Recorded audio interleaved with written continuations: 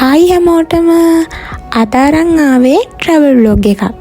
ඉතින් මැලේසියාවේ ට්‍රැවල් කරන්න ඕනම කෙනෙක් මේ තැනට අනිවාර්යෙන්ම යනවා. මේ ප්ලේස් එක තමයි බතු කේව්ස්. නැත්තම් ශ්‍රී සුබ්‍රමණ්‍ය ස්වාමි ටෙම්පල් කියලාත් කියනවා. තවත් සමහර අය මේකේ තියෙන ලොකු මුරුගන් ප්‍රතිමාව නිසා මුරුගන් ටෙම්පල් කියලාත් කියනවා. අපි මෙහෙට එද්දී 5:30 විතර වෙලා. ඉතින් උදේ පාන්දරම හරි මේ වගේ හවස් වෙලාවට හරි තමයි මේක බලන්න හරි වඳින්න හරි එන්න තියෙන හොඳම වෙලාව. මොකද අනිත් වෙලාවට ගොඩක් අවුව සැරයි. අපිට පඩි ගොඩක් නගින්න තියෙනවා.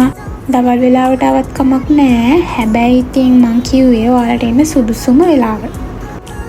මේ මුරුගන් ප්‍රතිමාව අඩි 141ක් උසයි. ඒ කියන්නේ මීටර් 43ක්. මේක ලෝකේ තියෙන විශාලතම මුරුගන් ප්‍රතිමා වලින් එකක්.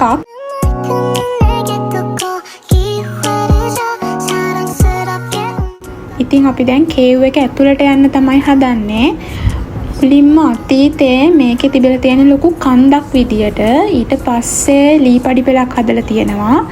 දැන් තමයි මේ පඩිපෙළවල් 272ක් තියෙන කොන්ක්‍රීට් පඩිපෙළක් හදලා තියෙන්නේ. ඒකත් දේ දුන්නේ පාට වලින් වර්ණ ගන්නවලා. කේව් එක ඇතුලේ ගොඩක්ම තියෙන්නේ Hindu දේවාල. ඉතින් මේ දේවාල ඉදි වෙන්න කලින් මේකේ ඔරන් අස්ලි කියලා ගෝත්‍රයක් තමයි නවාතැන් අරගෙන ඉඳලා තියෙන්නේ. මේකේ Hindu දේවාල හදන්න මූලික වෙලා තියෙන්නේ කේ තාම්බෝසාමි කියලා ඉන්දියානු දෙමළ වෙලෙන්දෙක්. ඉතින් මේ දේවාලේ වාර්ෂිකව තායිපූසාම් කියලා උත්සවයක් සමරනවා. ඉතින් මේ උත්සව කාලෙට මේකට බලන්න එන්න තියා හිතන්නවත් අමාරුයි. ඒ තරම් මිනිස්සු. හරියට උදාහරණයක් විදිහට ලංකාවේ කතරගම සීසන් එක කාලේ වගේ කාවාඩි එක පූජාවන් නැටුම් ඒ වගේම සාමාන්‍යයෙන් එලකිරි බඳුන් පූජාවක් විදිහට අරගෙන ගිහිල්ලා දේව පිළිම නාවනවා. පෙරහැරවල් තියෙනවා. මේ කේව් එක ස්වභාවිකවම නිර්මාණය වුණ එකක්. හැබැයි සමහර විට පසු කාලීනව පොඩි ප්‍රතිසංස්කරණ මෙතන කරලත් ඇති.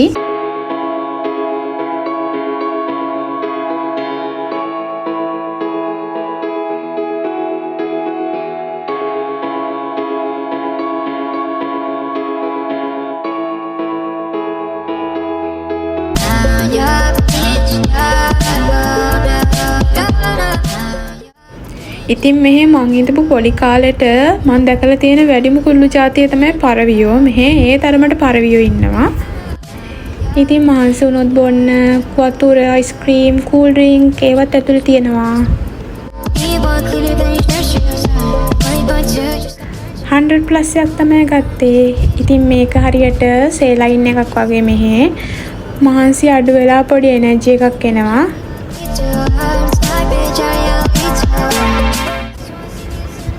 මෙයත් කේව් එක ඇතුළට යනවා බලන්න. මේ අහස දැක්කම තමයි හිතුනේ අපි ඇවිල්ලා තියෙන්නේ හරිම ටයිම් එකේ.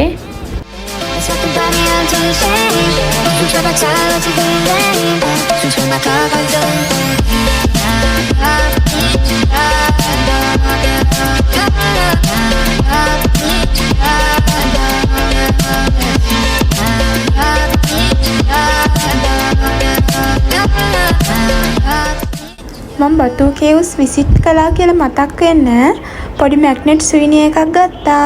අර වීඩියෝ එක අන්තිමට පෙන්නන්නම්.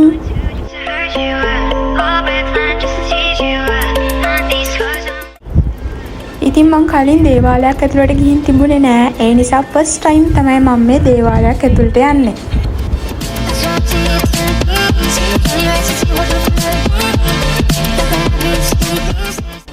ඒ වගේම තමයි තව දෙයක් කියන්න අමතකුණා. මේකේ බතු කේව්ස් කියන නම හැදලා තියෙන්නේ බතු කියලා මැලේ වලින් කියන්නේ රොක්. ඒ කියන්නේ ගල පර්වතය කියන අදහස.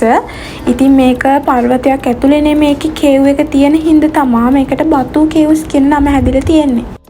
ඊට පස්සේ ඉතින් අපි කාලා නැති දෙයක් තියනවා දැක්කා. ඉතින් ඒ හින්දා ඒක try කරන්න අපි මෙතනට ආවා.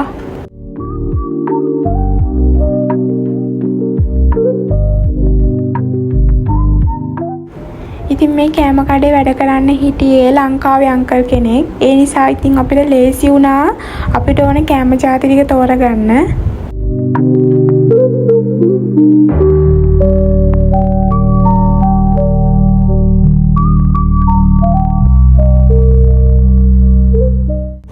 ඉතින් මුරුගන් ප්‍රතිමාවට එහා පැත්තෙන් තියෙනවා තවත් කේව් එකක්. ඒක රාමායන ගුහාව කියලා කියනවා. ඒකේ මුලින්ම යන තැනම අඩි 49ක් උස හනුමාන්ගේ ප්‍රතිමාවක් තියෙනවා. ඉතින් අපිට රාමායන කේව් එක ඇතුළට යන්න බැරි වුණා. ඒ වගේම හනුමාන් වෙනුවෙන් දේවාලයක් එතන තියෙනවා. ඇතුලේ අතීත කතා ප්‍රතිමා වලින් නිරූපණය කරන්න හදලා තියෙනවා. ඉතින් මේ ප්‍රතිමාවේ එයාගේ හදවත හෙලි කරන ආකාරය තමයි පෙන්වන්නේ. මේක ඇතුලේ ඉන්නේ රාම සහ සීතාගේ රූප. ඉතින් එයාගේ ඒකෙන් පෙන්වුම් කරන්නේ රාම සහ සීතාට තියෙන එයාගේ භක්තිය ගැන. මම ඔයාලට වීඩියෝ එකේ කලින් දෙපාරක්ම කිව්වා වගේ බතු කේව්ස් බලන්න එන්න තියෙන හොඳම ටයිම් එක තමයි මේක. මොකද රැටත් මාර ලස්සනයි. ලයිට් දැම්මහම ගොඩක් ලස්සනයි. තව මේක ඇතුලේ සත්තු ඉන්න තැනක් සූ එකක් වගේ එකකුත් තියෙනවා දැක්කා. හැබැයි මේ වෙලාවේ ඒක ක්ලෝස්ඩ් කියලා තිබ්බා. හරියටම දන්නේ නැහැ ඒක මොකද්ද කියලා. ආයේ ඊළඟ සැරේ ඒක බලන්න එන්න හිතාගෙන අපි ඉතින් ගමන ඉවර කළා. ඉවර කරන්න කලින් අපි ඩිනර් එකට අංකල් ඩොන් එකට ආවා. ඉතින් මැලේසියාවේ ඉන්න කවුරු හරි මේක බලනවා නම් මෙතන කෑම මාර රසයි. ඉතින් මේක ඇතුලේ පොඩි ගේම් ඒරියා එකකුත් තියෙනවා. කෑම රෙඩි වෙනකම් හරි කාලේ ඉවර වෙලා හරි ඔයාලට ගිහින් ගේම්ස් ප්ලේ කරන්නත් පුළුවන්.